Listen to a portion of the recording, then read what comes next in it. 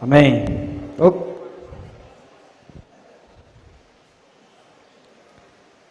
Isso vai ficar aqui mesmo?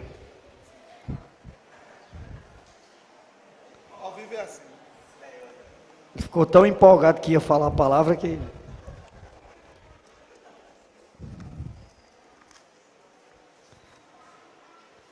Amém, irmãos? Graças ao Senhor por mais uma comunhão das igrejas. E às vezes a gente pensa, né, que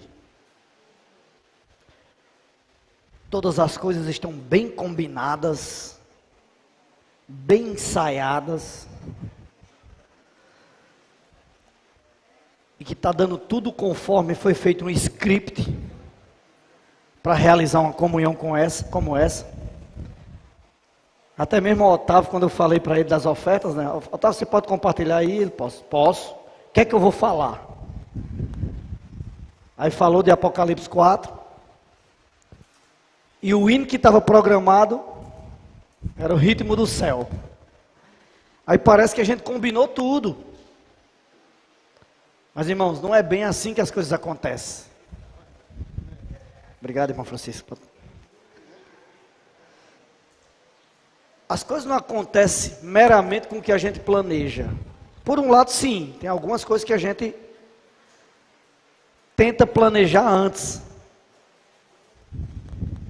Eu estava tendo comunhão com o Fábio aqui no início, né? Por um lado, a gente tenta organizar, para ver se sai como a gente planeja, né? Tem a palavra que a gente precisa fazer as coisas com excelência. Mas parece que quando chega na hora, o Espírito derruba tudo. E faz como Ele quer. Se nós não estamos dentro desse contexto, nós não vamos entender isso. Vai pensar que eu estou aqui falando isso, mentindo para vocês. E vai começar a imaginar, não, por que é que ele está dizendo isso? Irmãos, a primeira frase que eu queria dizer para vocês hoje é: confie no Espírito. Nós até nos planejamos, nós até pensamos em como fazer, mas a direção quem dá é o Espírito. Não fazemos como a gente meramente planeja. Porque se fizer exatamente como planejou e o Espírito não intervir, a gente se torna uma religião.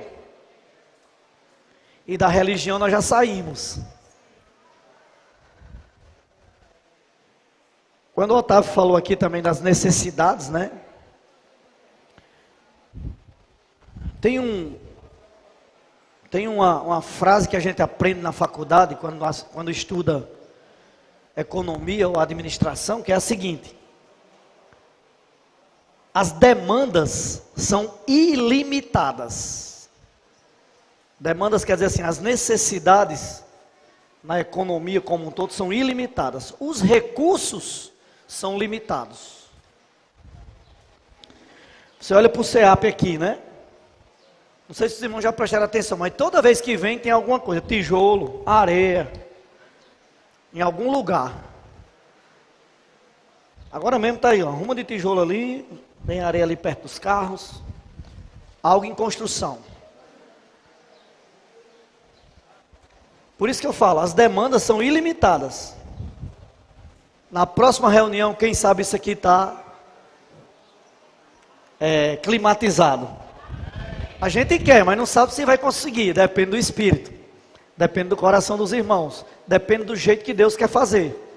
A energia solar já colocamos, já estamos produzindo aí energia suficiente para colocar aqui, os ar-condicionado. Mas ainda tem que comprar usar, tem que forrar, tem que fazer um monte de coisa.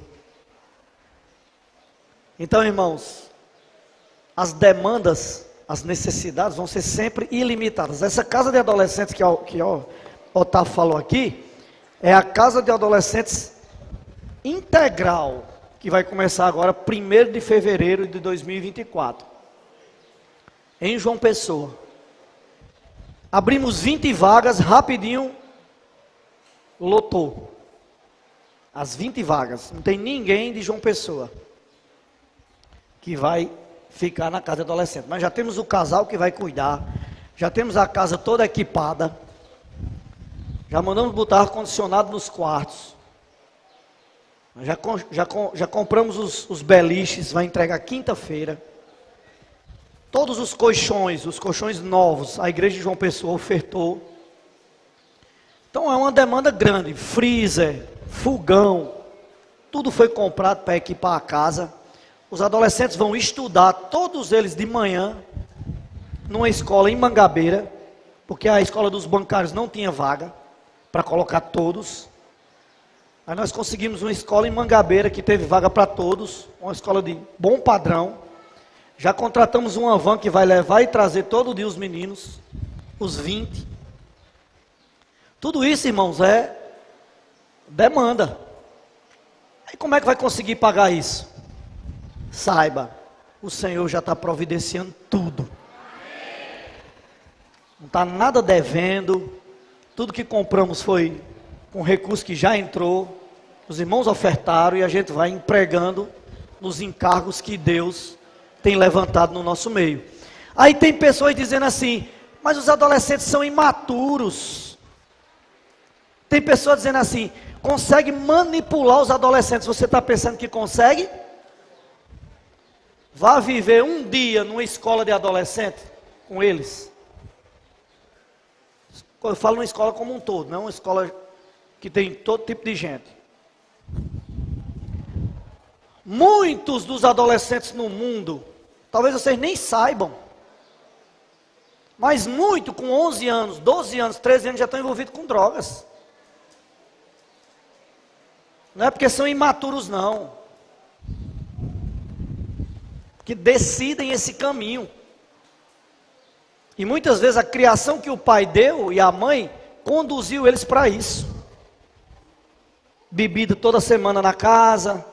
Aí o menino vai crescendo vendo aquilo, quando chega, irmãos, nossos adolescentes estão sendo salvos de muita coisa negativa que esse mundo está oferecendo. E eles estão se apresentando para servir nesse exército. SEAP nas férias tivemos aqui, 170 pessoas em um determinado dia. Tinha 170 pessoas, dos quais 130 aproximadamente adolescentes. Sabe quantas dificuldades nós temos com os 130 adolescentes? Nenhuma. Nenhuma sequer. E olha que desde 2010 que eu mexo com SEAP nas férias aqui. E adolescentes antigamente dava trabalho.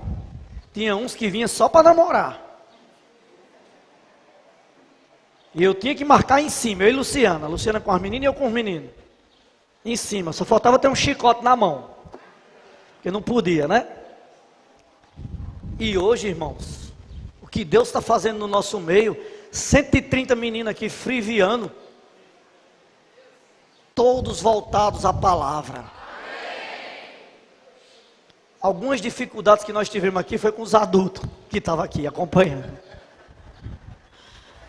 Um reclamava da dormida, outro reclamava da comida, e os adolescentes tudo pipocando, desfrutando do Espírito. Ismael estava aqui, ele viu, né? Parte desse cenário que eu estou falando. Irmãos, eu estou mais do que convicto que nós vamos trazer o Senhor de volta. Agora é claro que, quando o Senhor falou assim para Moisés, os de 20 anos para cima, todos vão morrer no deserto. Lembra dessa passagem? Deus falou para Moisés isso. Significa que os de 20 anos para baixo iam entrar na boa terra. Mas ele falou assim, exceto Josué e Calebe. Porque neles tem outro espírito. Eles viram a mesma coisa que os 10 viram, sim ou não? Foram 12 espiar a terra, foram 12. 10 voltou e a Bíblia diz assim, desencorajando o povo. Foi ou não foi? Eles diziam assim, ó, lá tem gigante, nós vamos morrer. Nossos meninos Não sabem nem discernir entre o bem e o mal, vão morrer na mão deles. Melhor que a gente estivesse no Egito, porque lá a gente tinha isso para comer, isso para beber, isso, não sei o que, não sei o que. Um monte de coisa que o Egito ia oferecer, mas que fazia só escravizá-los. Aí o Senhor falou para Moisés, né? Dessa geração de 20 anos para baixo, para cima, todos vão morrer no deserto. Dos que iam morrer, exceto Josué e Caleb. Isso significa, sabe o quê? Mas tem uma exceção para você e para mim, que está acima de 50 anos. Não vou nem pedir para levantar a mão aqui quem está acima de 50, que eu sei que vai ter muita gente que vai levantar. Então você tem, lá no deserto, não conseguiriam entrar sem Josué e Caleb. Concorda? Basta você ler a Bíblia. Na hora de atravessar o Jordão, quem deu a ordem? Não foi os novos, não. Foi Josué. Na hora de entrar em Jericó, que foi a primeira batalha, quem foi que deu o comando? Arrudeia 7 vezes. Mas tudo que Deus falava, Josué atendia, o povo obedecia, acontecia. Então eu e você tá no Josué e no Caleb. Esses adolescentes precisam de comando. E o comando quem vai dar somos nós, os de mais idade. Ok? Tudo certo? Pronto. Para eles é muito fácil obedecer. Agora para nós você pode estar pensando aí, não, isso aí foi no Antigo Testamento, hoje não é mais assim não. Se engane que não é. Tudo que aconteceu no Antigo Testamento era um exemplo e uma figura do que ia acontecer até a volta do Senhor. Ou então a gente precisa rasgar a Bíblia. Irmãos, eu queria ler com vocês 2 Coríntios.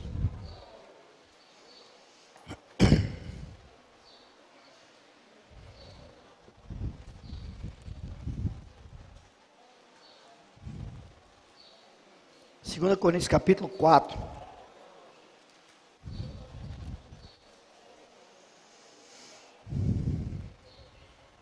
Versículo 18.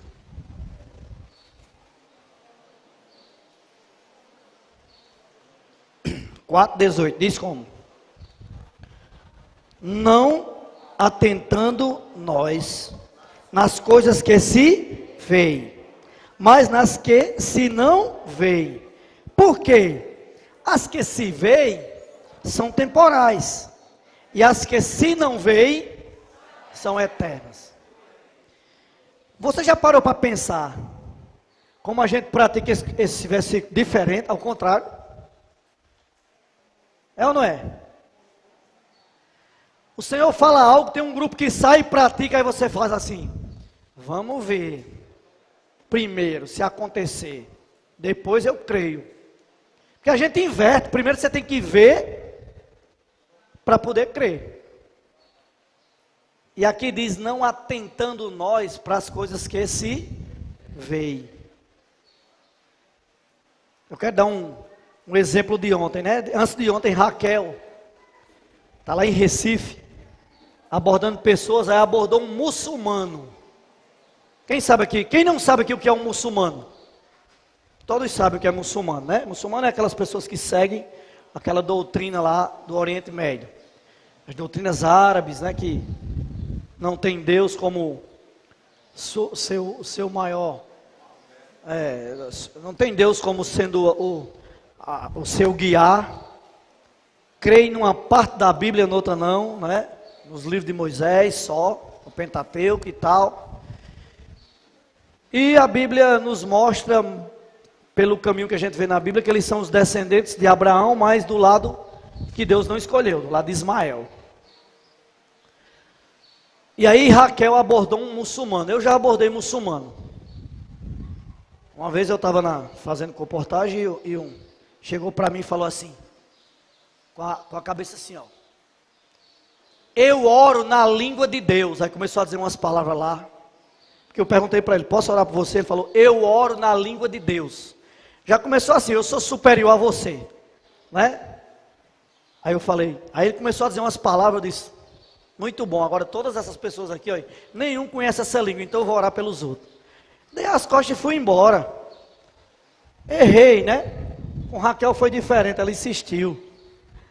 Mas Raquel ontem abordou um muçulmano, cheio de conceitos, cheio de religião. Você pensa que já está difícil o que eu estou dizendo, dela ter abordado um muçulmano?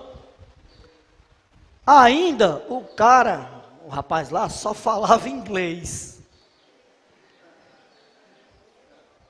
E ela só sabe dizer uma frase em inglês. My pray for you. Que ela aprendeu aí, né? Através dos irmãos. Aí o cara, yes! Pronto. Travou ela, que ela não sabia dizer mais nada. Ela perguntou se podia orar por ele, que era a única frase que ela sabia. Ele disse sim. Aí ela travou. Aí ela começou a ler a imersão. E ela começou a se comunicar com esse muçulmano, sabe-se lá como. Usou, parece que o Google Tradutor, né?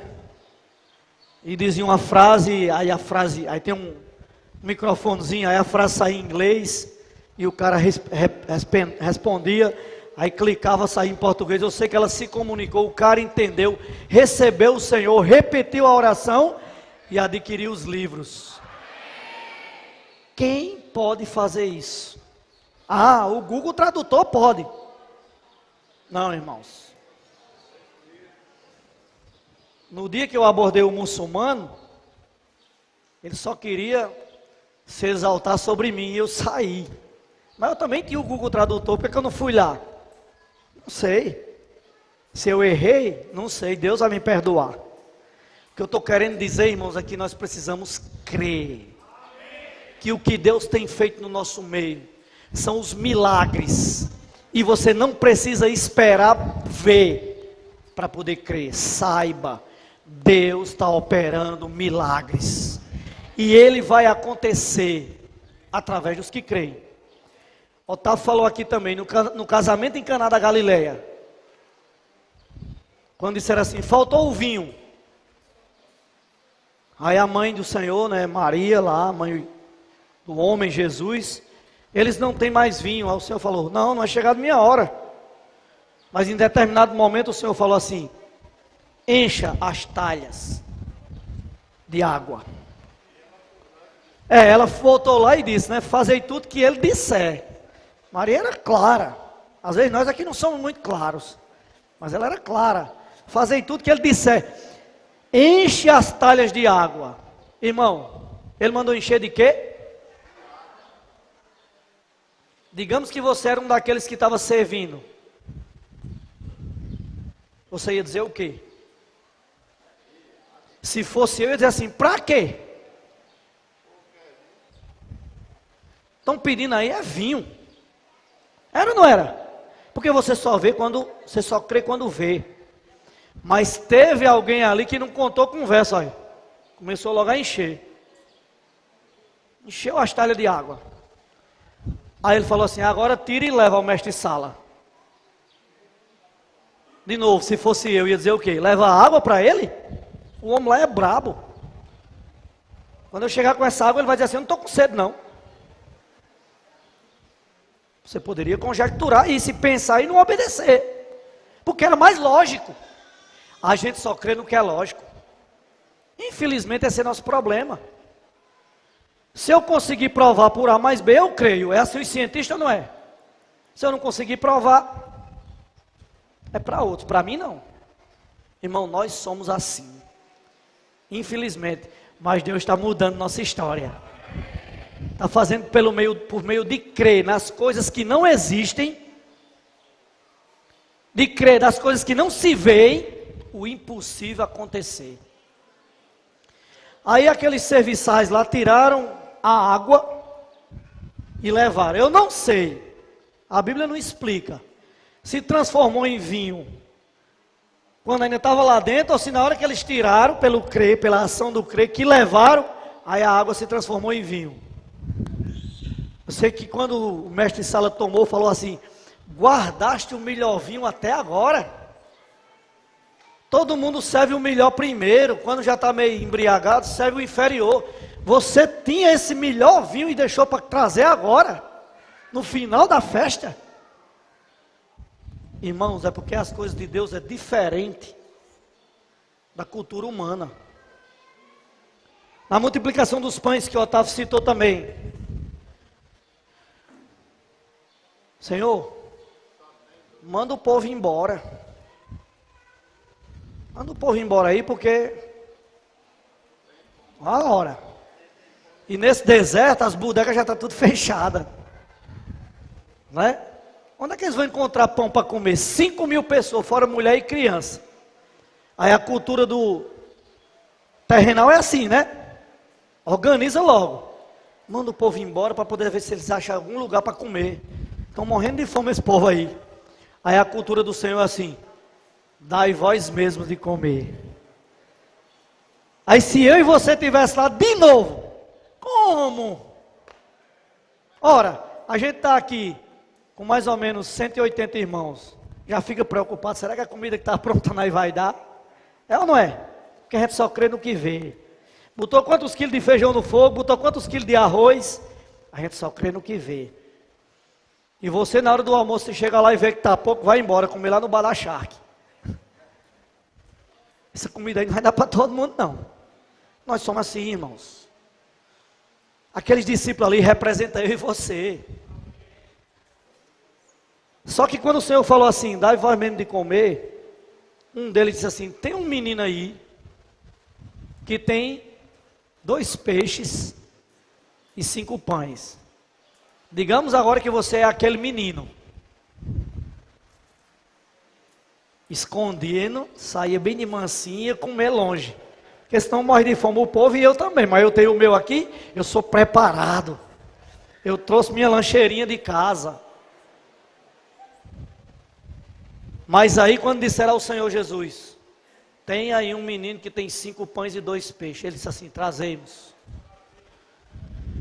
Aí irmão, ele pegou, orou e abençoou. Ele abençoou quantos cestos cheios ali? Nenhum. Ele abençoou 5 pães e 2 peixes. Aí disse assim, agora distribua. De novo, se fosse eu dizer assim, Senhor, eu dou a quem? Porque isso só dá para uma pessoa. Eu escolho quem para dar no meio aí.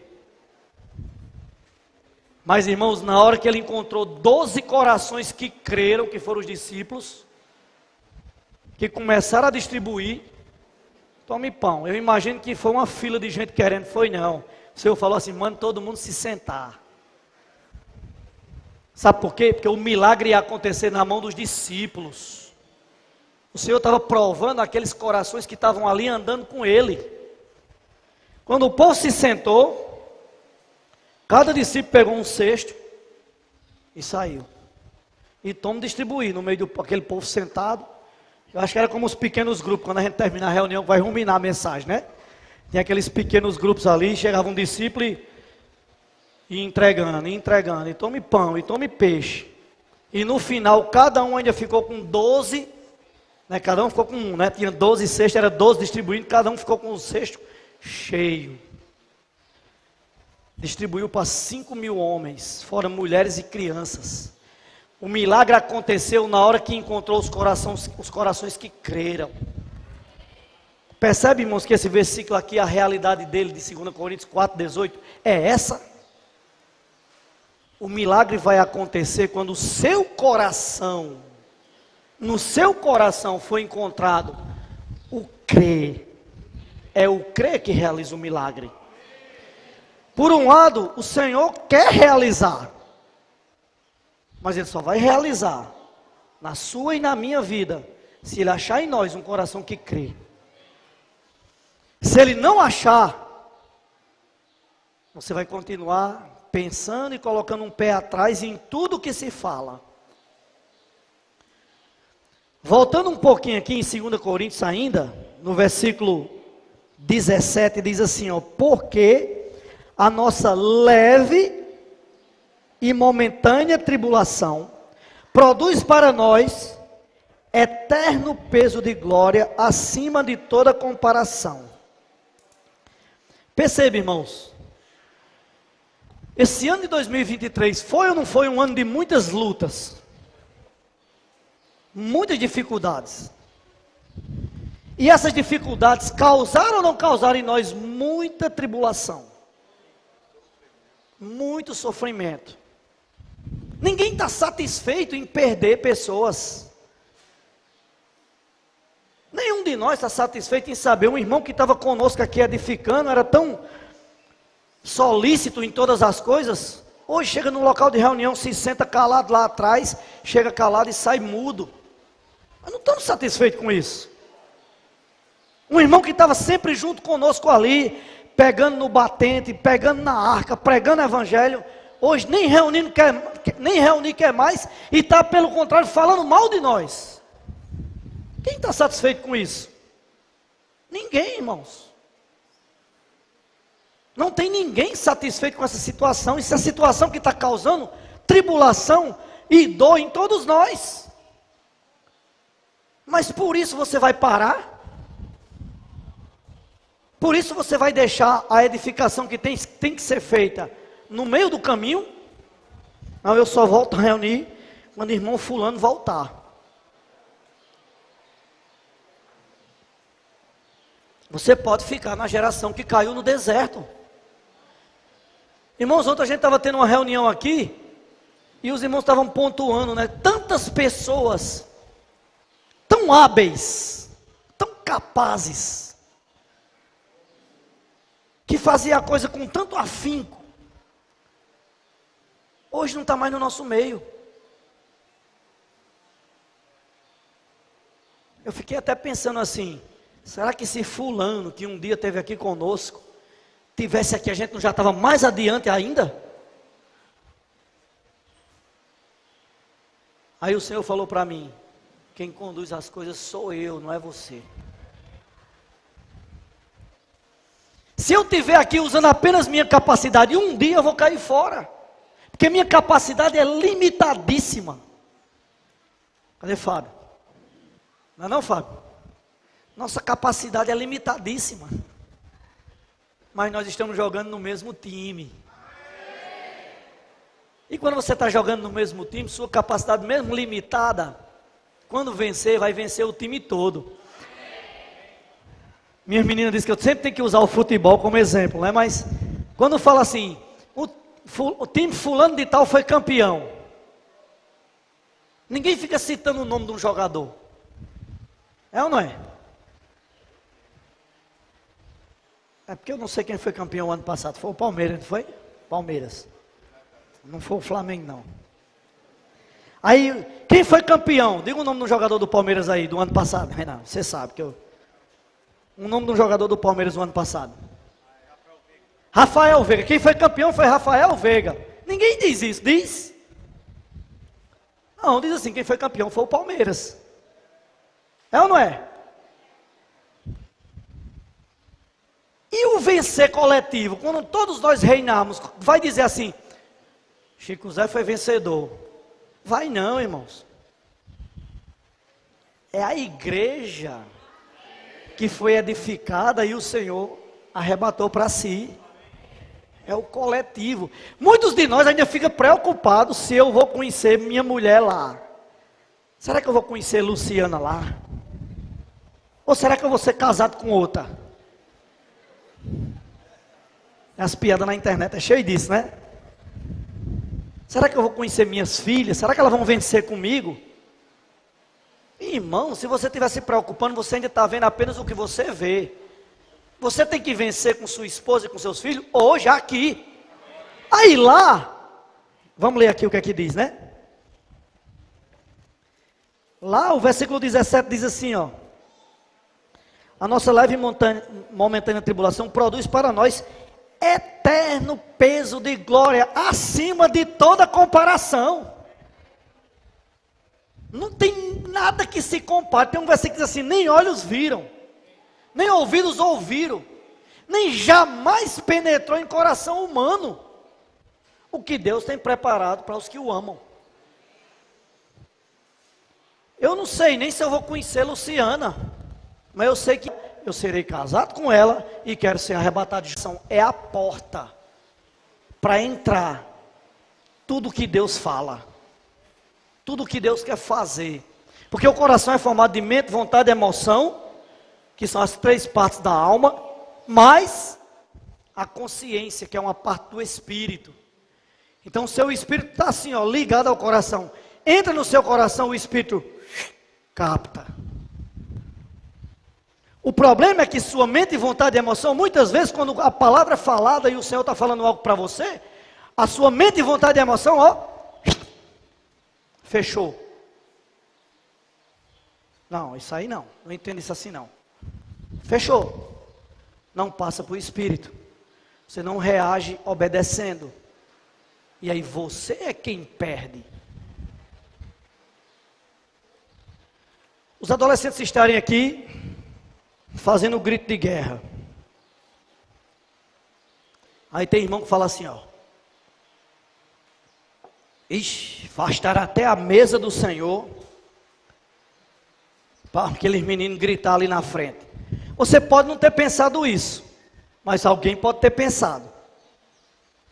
Como se o mais importante é aqueles símbolos que estão aqui representados nessa mesa, que antes dos irmãos orarem, eles são apenas símbolos. A realidade dessa mesa aqui é no seu interior. E quando os irmãos oram abençoando o que é distribuído, é aquilo que o Senhor lhe ensinou. Enquanto não, é apenas um pão confeccionado pela uma irmã ou pelo irmão e um suco natural que talvez até ontem à tarde estava lá na prateleira do supermercado, comum igual aos outros. E não é essa mesa que é importante. A mesa do Senhor está dentro do seu coração. Agora, quando os irmãos oram aqui e você recebe porque você crê. Aí um milagre acontece em você. Aí o Senhor se transforma naquele pão e naquele cálice e realiza um milagre em você. Não é assim. Os símbolos sim, ele ensinou. Mas o milagre é no seu coração. Porque senão é só mais um pedaço de pão e um meio copo de suco.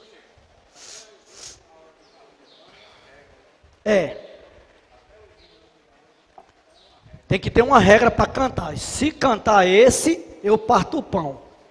Mas se cantar um hino animado, eu não parto, porque isso é falta de temor, é falta de reverência. Irmãos, tudo foi você que convencionou na sua mente.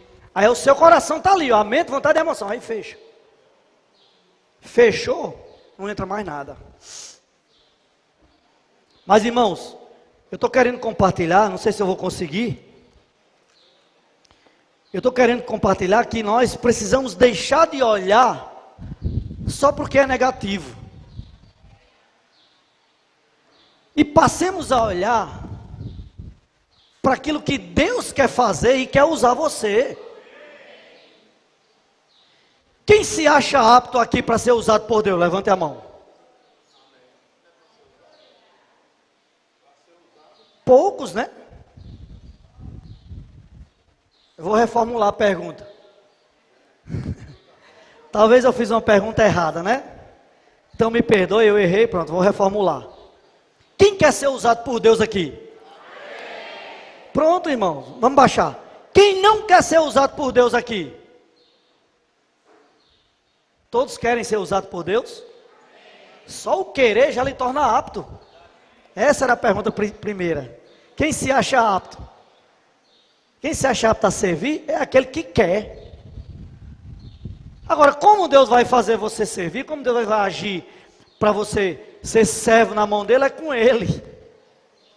Mas a primeira reação sua é: eu quero ser usado por Deus. Eu quero servir ao Senhor. Eu quero fazer parte do exército de Deus. Porque o último serviço na casa de Deus é uma batalha. Já perceberam isso na Bíblia? Que o último sinal para a volta do Senhor é uma batalha. Estou falando da volta que todo olho vai ver. Os vencedores vão ser arrebatados vivos, vão comparecer no tribunal e já vão receber o galardão de estar com o Senhor e já vir com Ele para essa batalha. Mas o último sinal dessa era, para estabelecer a era do milênio, É uma guerra. Quem quer se alistar nesse exército? Pronto. Se quer se alistar, saiba, vai ter luta. Imagina, irmãos, eu estou no exército. Vem cá, Renan, por favor. Vem cá, Otávio, por favor. Um policial e um professor. E um zero à esquerda. E um nada, né? Mas veja só, nós estamos nós três no exército. Aí nós vamos batalhar. Levanta aí, por favor, as armas. Eu sou canhoto, eles dois são... Ah, o seu é pistola, né? Vamos começar a atirar contra o inimigo. Aí começa a atirar. Aí eu... Oxe, esse homem pega errado na arma. Via esse aqui? Essa arma não vai matar ninguém, não. O que é que vai acontecer comigo? Vou levar um tiro do inimigo. Pronto, obrigado, é só isso. Só isso aí, obrigado. Só para os irmãos entenderem. Quando a gente está no exército, nós temos que batalhar, irmãos. Se eu começo a olhar para a arma dele, que arminha fraca essa tua? Não é? Esse aqui não sabe atirar, é professor. Ah, vai dar tuas aulas. Nós não somos assim? Nós estamos no exército, a gente começa a conjecturar. Não, com essa arma aí ninguém vence não.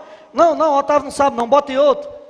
Irmãos, todos nós precisamos guerrear contra o inimigo. Agora o inimigo tem muito mais tática de guerra do que você. Porque faz milhares, talvez milhões de anos que ele guerreia. Ora, ele conseguiu rebelar a terça parte dos anjos para lutar contra Deus que criou os anjos. Você acha que ele não vai conseguir incentivar a sua cabeça para ser contra também não? Claro que vai. A principal tática dele sempre é a mesma. É assim que Deus disse? Já viram que foi sempre assim? Colocar dúvida. Se eu recebo essa dúvida, eu começo a olhar para os que estão comigo. Ixi, isso aí não sabe atirar não. Essa arma de Renan não vai matar ninguém não. Otávio não sabe. Eu vou chamar outro para esse exército. Daqui a pouco uma bala vem na minha cabeça e eu fico fora. Enquanto eles estão precavidos e atirando no inimigo. Irmãos, precisamos aprender a lutar contra quem é nosso inimigo. E não contra os irmãos. A nossa luta não é contra carne e sangue. O irmão está falando mal de mim lá não sei aonde. Não posso fazer nada, não posso nem me defender, porque eu tenho um inimigo para matar, não é ele. Eu tenho que matar quem está usando ele. Os irmãos estão entendendo? Quem de vocês aqui já recebeu algum falar negativo? Não precisa nem levantar a mão. Dúvidas no WhatsApp, né? Agora mesmo o Saulo me mostrou um aqui, falando mal dos adolescentes. E no final tinha uma interrogação. Irmão, vai continuar acontecendo. Ou você acha que foi diferente com Neemias? Quando estavam lá, no livro de Neemias, quando estavam erguendo os muros. Vocês sabiam que aquela turma que estava falando mal, estava dentro de Jerusalém? Ele não estava fora não. Estava dentro de Jerusalém. Por que eles estavam dentro de Jerusalém? Não tinha muro. Eles eram de outros povos. Tobias, Sambalate, Gesem, Amonita, não sei o que, de outros povos. Mas circulavam livremente em Jerusalém. E davam opiniões livremente. Porque não tinha muros. Por isso que os irmãos têm sempre falado, o irmão Pedro tem sempre falado, os muros é o governo. Quando começou a surgir os muros, o falar deles agora é assim, o que fazem esses fracos judeus? Já leram isso na Bíblia? Eu não vou ler todo o contexto aqui, porque senão vai tomar muito tempo. Primeira coisa que aconteceu quando eles começaram a levantar os muros, a Bíblia diz assim, em Neemias 4:1 diz assim: ardeu em ira. Certo dia, eu mandei uma mensagem para o irmão, perguntando algo. A resposta dele foi: me respeite. Percebe, irmãos? Começam a ter ira. Eu só fiz uma pergunta para ele: irmão, assim. Ele falou assim: me respeite. Eu falei: peraí, essa pergunta que eu fiz, faltei com respeito a você? Não, faltou não e tal. Eu só estou mostrando para vocês que eles ficam ardendo em ira. Tira a energia daqui. Não é assim? Ardem em ira. Faça isso assim, porque está prejudicando aqui, não sei o que lá. Ficam ardendo em ira. A gente querendo ter comunhão, amá-los, mas aqueles que estão ainda dentro de Jerusalém ficam ardendo em ira. Parece que no coração acabou o amor, só tem ira. A pergunta que mandaram para Salles aí, né? Esse negócio de falar para adolescentes, só está falando para adolescentes porque eles são imaturos. Será que é? Será que Deus, quando falou para Moisés, só para os de 20 anos para baixo? 20 anos para baixo, a gente é o quê? Adolescente. Quando chamou Samuel, o que ele era? Ele era uma criança ainda. É porque Deus quer operar milagre, Ele opera naqueles corações que Ele crê. O meu coração e o seu tem que estar assim.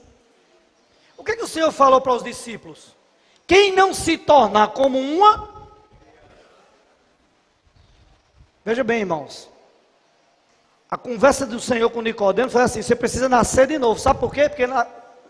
Porque Nicodemos era incrédulo. Então ele tinha ainda que nascer. Mas era o nascer de onde? Do alto. Não era nascer do ventre da mãe. Era nascer do alto. Para os discípulos ele falou assim: quem não se tornar como uma criança, não pode entrar no reino. O que é se tornar como uma criança? Criança é simples. Criança obedece. Tá. Cuidado, não bote a mão ali não. Ele vai aqui com a mão. Não bote não, ele tira. Você dá uma bobeirinha, ele vai de novo. Vai ou não vai? A gente é assim ou não? Mas obedece. Quando o pai fala, obedece. Depois, pode ser que venha cometer de novo o delito, mas obedece. Então o Senhor Jesus hoje, a palavra que o Senhor tem dado para a igreja hoje é: se torne como uma criança, que você vai crescer com simplicidade, vai se tornar como um adolescente, cheio de vigor, e vai formar esse exército para me trazer de volta. Aí nós de mais idade, somos representados em Josué e Calebe, vamos conduzir o povo, essas crianças, esses adolescentes, esses jovens, para entrar junto conosco na boa terra. Senhor Jesus. Chegando aqui em João,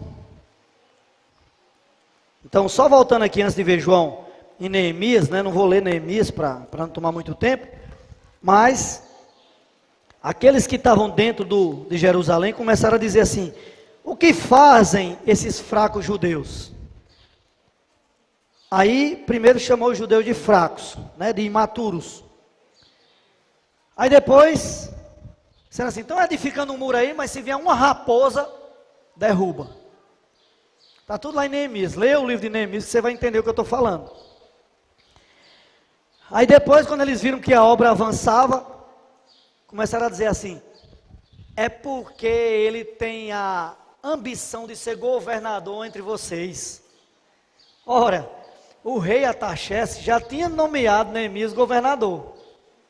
Já fazia 12 anos que ele estava ali como governador, com uma espada na mão e uma colher de pedreira edificando o muro.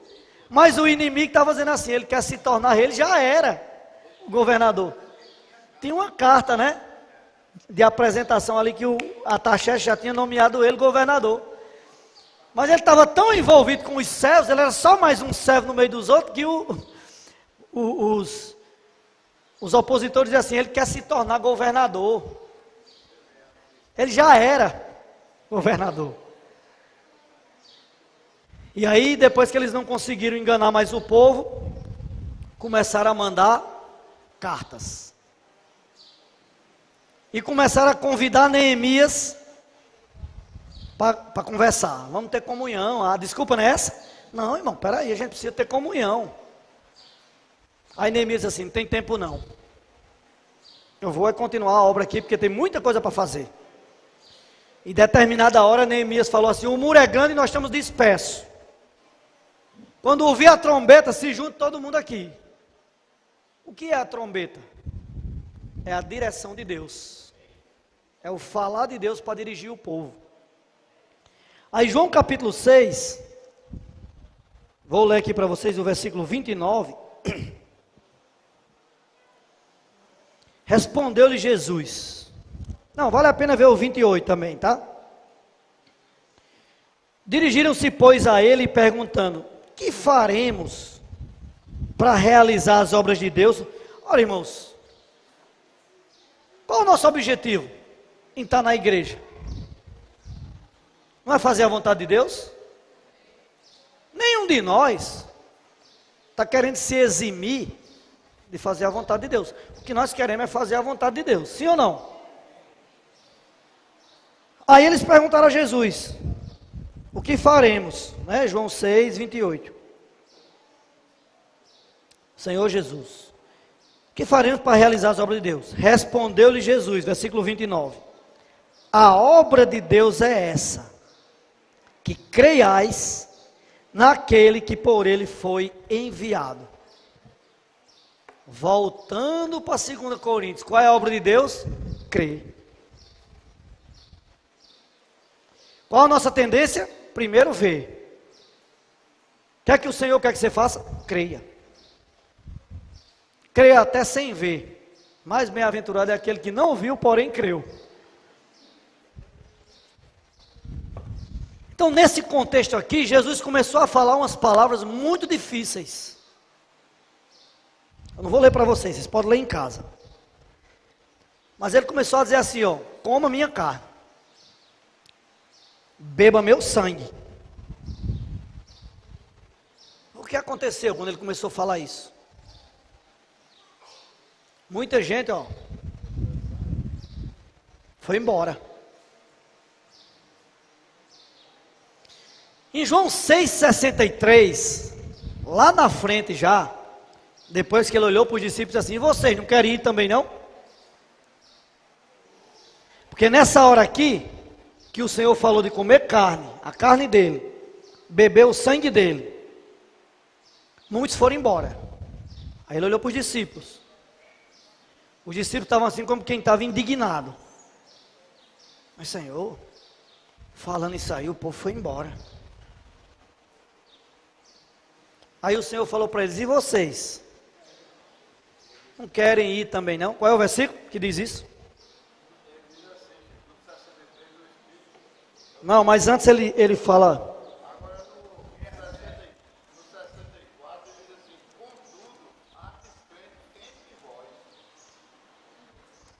Certo, mas o 66 assim, à vista disso, muitos dos seus discípulos o abandonaram e já não andavam com ele.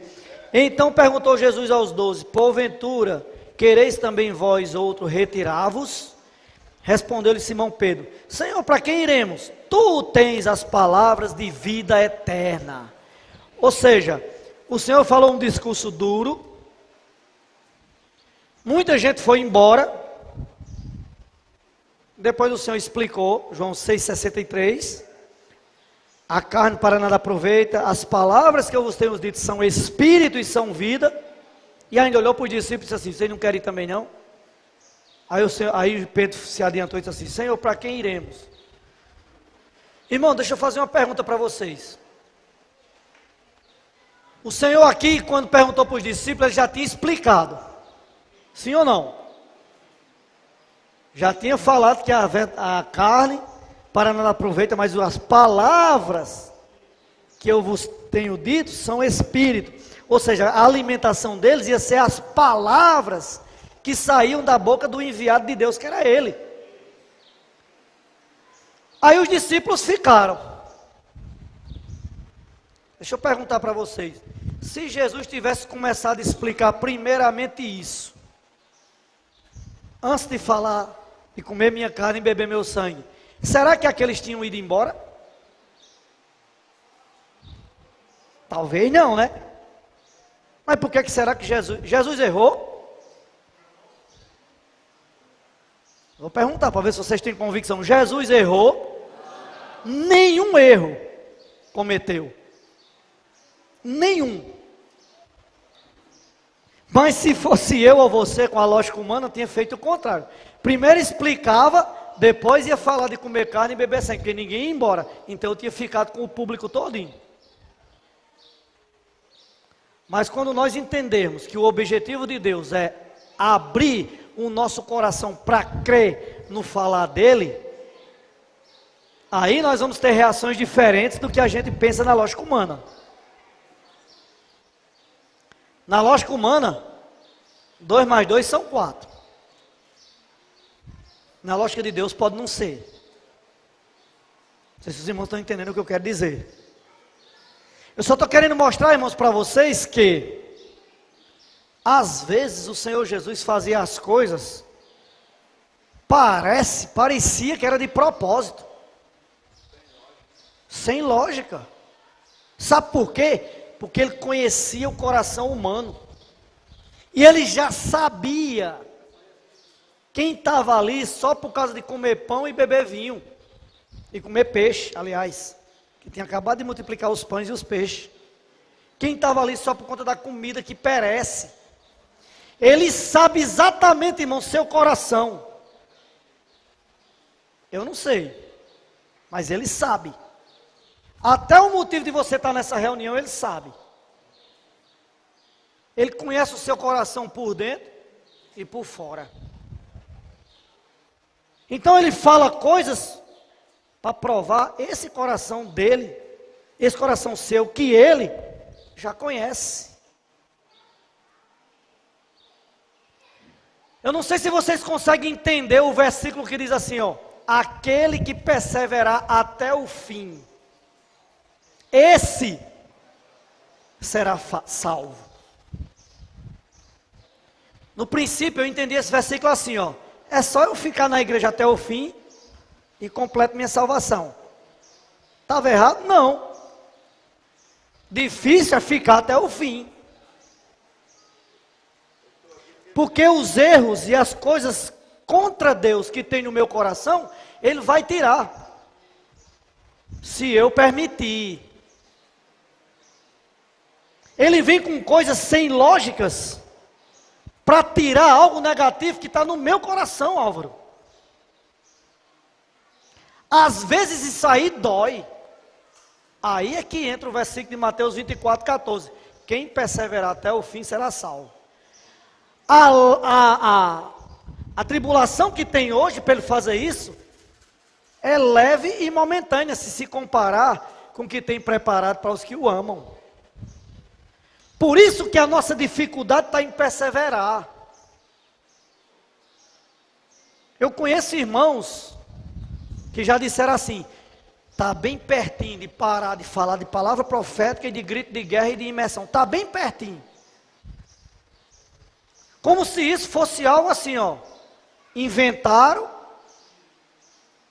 mas é por breve tempo, vai passar. Meu irmão, se vai passar amanhã ou depois eu não sei. Eu só sei que no hoje eu não vou esperar que aconteça um terremoto e eu fique fora e esperar isso acabar para eu poder perseverar. Eu vou mergulhar hoje. Ah, mas está errado. Que esteja. Não sou juiz para julgar. Se está errado é com Deus. Quem comanda a igreja é Deus, não sou eu. Quem estabelece, o irmão Pedro falou recentemente, né? Vocês inventam grito de guerra, eu que apanho. Vocês inventam imersão na palavra, eu que apanho. O que mais? Vocês inventam transcrição, eu apanho. Não posso orar por você, não vou nem falar porque é algo espiritual. Orar por alguém é espiritual, né? Mas essas coisas que aparentemente não são espirituais. É só uns meninos aqui festejando. É não, irmãos. É Deus querendo provar seu coração e o meu.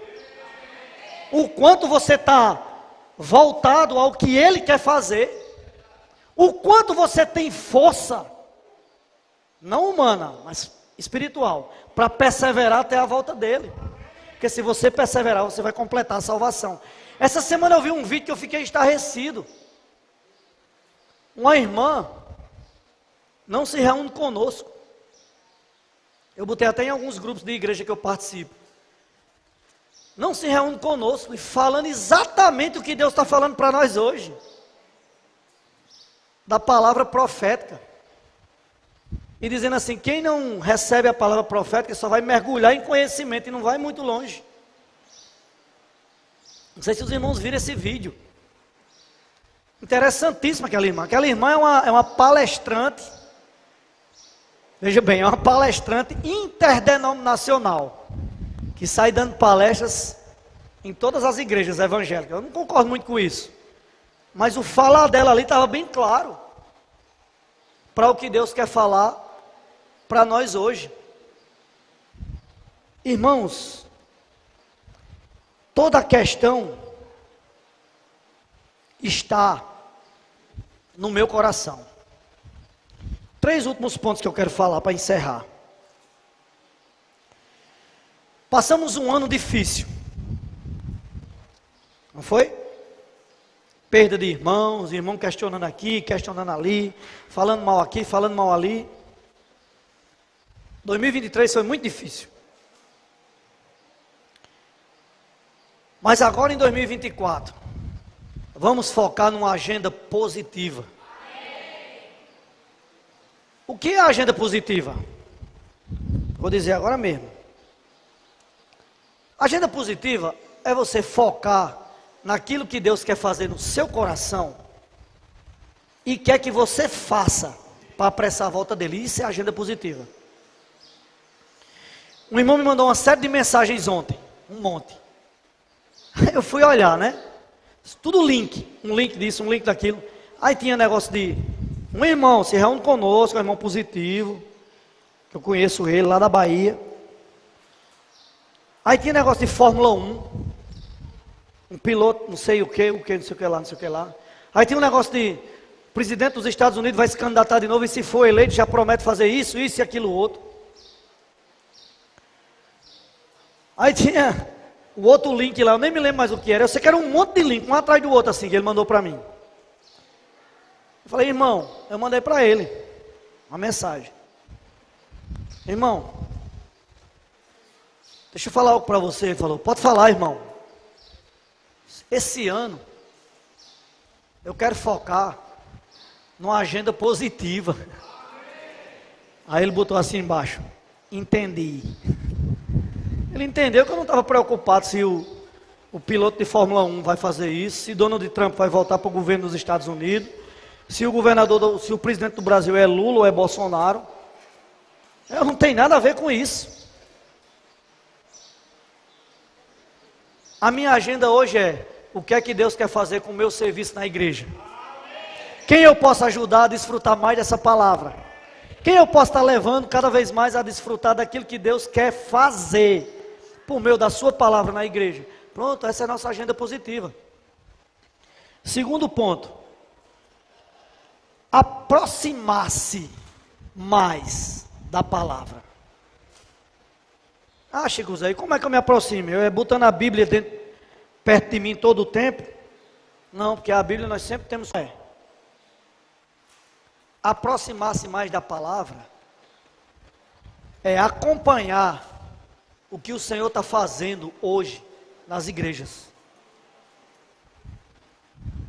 Abrir só um parênteses aqui, né? Um irmão conhecido meu da infância, que é pastor lá em Santa Luzia, mandou mensagem para mim esses dias dizendo assim: onde você vai estar no São João? Aí eu falei assim para ele: provavelmente em Santa Luzia.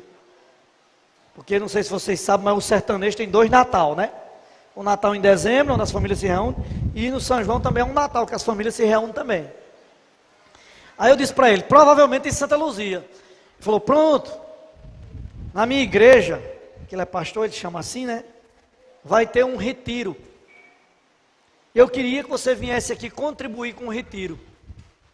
Eu coloquei: claro, vou levar para vocês aí uma prática super positiva. Ele falou: qual? Eu disse: imersão na palavra. Ele falou: como é isso? Aí eu mandei os versículos para ele: lê esses versículos aí. Daí a pouco ele já botou: entendi. Eu vi alguns vídeos aí nas redes sociais de vocês, e tudo que vocês fazem é bom. Então pronto, irmãos, isso aí é aproximar-se da palavra. Tem um grupo de irmãos lá que não sabe o que é imersão na palavra. Se eu tiver a oportunidade de ir lá, eu vou levar eles a imergir na palavra. Isso é uma agenda positiva, e aí você levar pessoas a se aproximar da palavra. Aí você precisa ponderar: o que é que eu tenho feito para aproximar mais da palavra que o Senhor tem falado? Quando se fala em posso orar por você, aí você pensa logo: é para os compositores de Seapista. Pensa ou não pensa? Seja sincero com você mesmo, tá? Sair à rua para posso orar por você é com os compositores de Seapista. Ou então, quando a igreja marcar, eu vou também, com a camiseta. Posso orar por você, irmãos? É para praticarmos toda hora, em todo lugar. Eu dei um exemplo lá em João Pessoa. Quem mora em prédio, né? Entra no elevador, aí tem uma pessoa de lado. Aí você olha e fala: tá quente aqui hoje, né? Aí a pessoa já de imediato diz: não tem quem aguenta esse calor. O verão desse ano veio com mais força. Por que é que você não entra no elevador e diz assim: posso orar por você? Está vendo, irmãos, como eu posso orar por você para todos nós? Você pega um Uber. Todo mundo hoje pega Uber, né? Principalmente quem mora em cidade maior. Alternativo, ônibus. Aí entra lá, aí o cara bota uma música de Mastruz com leite. Aí você fica ali caladinho, não tem coragem nem de dizer assim: rapaz, não dá para mudar essa música aí não? Ou então basta dizer assim, ó: baixa um pouquinho aí para eu orar pela nossa viagem aqui. Pronto. Se você fala isso, o ambiente ao seu redor já muda. Ele já desliga e diz assim: ore por favor. Ah, você quer que eu ore pelo quê? Não, ore pela minha família, está passando isso, isso e isso. Outros dizem assim: ore pela minha avó que vai se operar hoje, está lá no trauma para se operar. Isso é estabelecer um muro, trazer o governo de Deus na vida das pessoas. Então, primeiro ponto, agenda positiva. Segundo ponto, aproximar-se o mais possível da palavra que Deus tem falado. Esse aproximar-se, irmãos, é crer e obedecer. Terceiro ponto, envolver o máximo de irmãos conosco nesses encargos da agenda positiva de aproximar-se da palavra. Esse aproximar-se é acompanhar de perto, como a gente falou lá em Guarabira, né? Que foi visto até o versículo de 2 Timóteo 2, 3:10, né? Os que seguem de perto. Então, irmãos, a gente teve agora a conferência em Sumaré. E na conferência, antes de ser liberada a mensagem lá em cima, que vocês que estão acompanhando pela internet vê aquela mensagem liberada, mas antes ali, na sala de comunhão, tem um momento de muita oração, tem um momento de, claro, quem vai falar já leva pronta ali uma sinopse, mas os irmãos ajudam, né, encaixando com testemunhos, encaixando com versículos, para ser falado lá em cima. E esse ano, irmãos, essa sala teve que derrubar 2 paredes para caber os que iam. A sala cabia um tanto de gente, aí tinha uma salinha assim, Dentro da própria essa grande sala, tinha uma salinha do café, e tinha uma sala assim que era depósito para guardar papel higiênico e tal, um monte de coisa lá. Derrubou essas duas salas para abrir espaço. Esses depósitos fizeram em outro lugar, eu não sei nem onde é. Eu só sei que essa sala estava lotada. E ainda tinha pessoas chegando e ficando em pé nos cantos de parede assim. Teve uma hora que o irmão Pedro falou assim, ó, seja como os adolescentes. Não tem vaga aí não? Vamos afastar essa mesa aqui. Senta aqui. Aí um monte de irmão mais jovem, sentado no chão. Claro, eu não fui porque eu já estava sentado, né? E já não sou mais tão jovem. Mas um monte de gente que ainda estava na sala querendo entrar para ouvir, para participar daquela comunhão, sentou-se assim no chão, ó. E todo mundo com um caderninho, anotando o que estava ouvindo. O que é isso, irmãos? É um sentimento de aproximar-se mais da palavra, de querer receber mais do que Deus está falando. Ali estava sendo construídas as mensagens que ia ser faladas lá em cima. Conhecer o coração do apóstolo, conhecer o coração dos irmãos que estão ali servindo. Pode falar.